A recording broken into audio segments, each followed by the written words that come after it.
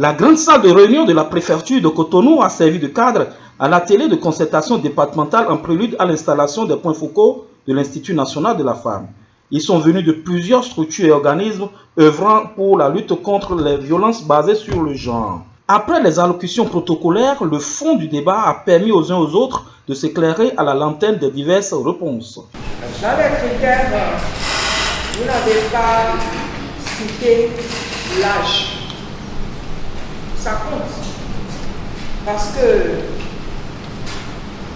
quand vous prenez quelqu'un qui remplit vos critères et qui a 25 ans, 30 ans par exemple, lui demander d'aller affronter quelqu'un et de lui parler, votre gratitude du cœur, tout autre que mon père le saurait tout à l'heure. Premièrement, ce qui concerne le conseil d'administration. Le conseil d'administration du bien-être, je ne sais pas si j'ai bien écouté. Je n'ai pas pu entendre voir la présence d'un membre d'une organisation de la société civile. Je voudrais savoir pourquoi il n'y a pas une représentation de la société civile. Donc moi, ma position, c'est qu'on laisse 2 points focaux à papa pour les 4 arrondissements. Également 2 de l'autre. Si on peut en ajouter un, ce serait bien.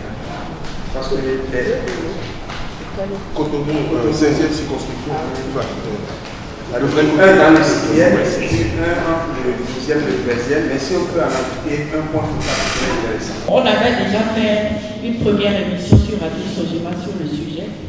On va y revenir encore parce qu'il est important qu'on informe sur le code de l'enfant, sur les dispositions de la loi portant prévention et violence à l'égard de la femme par rapport aux enfants, à la protection des enfants vis-à-vis du travail. Mais aussi, nous avons été informés de ce qu'il y a tout un trafic d'exploitation sexuelle qui se déroule là. C'est vrai que c'est la nuit, que ça se passe surtout, mais nous avons estimé qu'il était bon d'avoir un point focal proche de là. Mais qu'à cela ne tienne, on trouvera la formule, même si on a fait ce point focal au 3e arrondissement, on trouvera la formule pour gérer la question du marché d'emploi. C'est important parce que ça fait partie des critères de répartition des points focaux. Pour la première autorité du département du littoral ayant présidé les travaux, il est évident et nécessaire la création de l'Institut national de la femme. Je remercie l'Institut national de la femme pour cette initiative. Nous connaissons tous le manque que nous avons eu et qui a été comblé par l'équipe gouvernementale avec à sa tête le président Patrice Talon qui a doté notre pays de cet outil important pour réduire la misère des femmes, faire la promotion des femmes et prévenir et réprimer les violences basées sur le genre. Alors, le travail de l'Institut national de la femme ne peut se faire que si la plupart des Béninois se l'approprient. Et ne peuvent se l'approprier qu'en assurant une présence sur tout le territoire. C'est la raison d'être de cet atelier, de voir comment nous allons pouvoir répartir les points focaux dans les différents départements, dans les différents arrondissements. Et c'est un travail qui est utile parce que ce que nous voulons promouvoir, les infractions que nous voulons anéantir, se passent dans les foyers. Et il faut la présence de l'Institut national de la femme dans ces différents arrondissements, dans ces quartiers, dans ces hameaux, pour dissuader surtout ceux qui voudraient perpétrer de telles violences et réagir aussi promptement quand malheureusement cela arrive. Donc, la secrétaire exécutive de l'INF a rappelé les principes sacro-saints de l'existence de l'institution.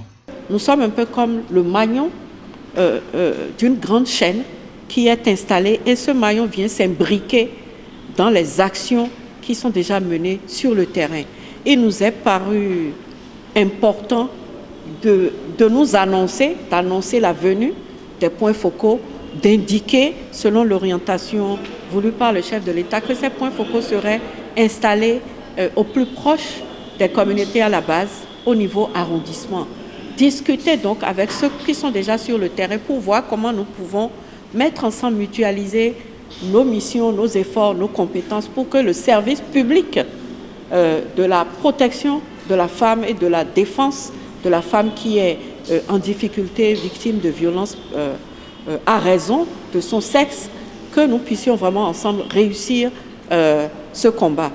Et ce combat, si nous avons voulu, dans nos concertations, la présence des leaders d'opinion, des leaders traditionnels, des leaders religieux, des ONG, c'est parce que, en tant que cadre de concertation nationale pour la mobilisation sociale autour de cette lutte-là, nous avons voulu impliquer déjà dans les stratégies.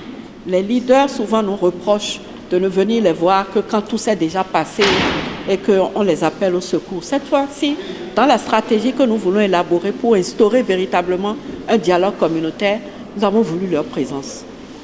Et en sortant d'ici, nous sommes assurés de ce que nous nous sommes entendus avec l'autorité préfectorale en présence des autorités communales et d'arrondissement sur le nombre de points focaux que nous allons avoir, où est-ce que ces points focaux, dans quels arrondissements ils seront installés.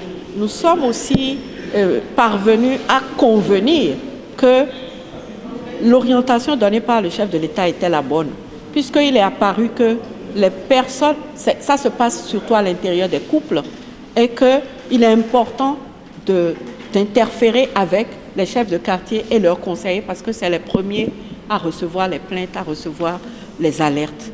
Un atelier de concertation qui pose une autre balise pour dresser un réel mur devant les violences basées sur le genre.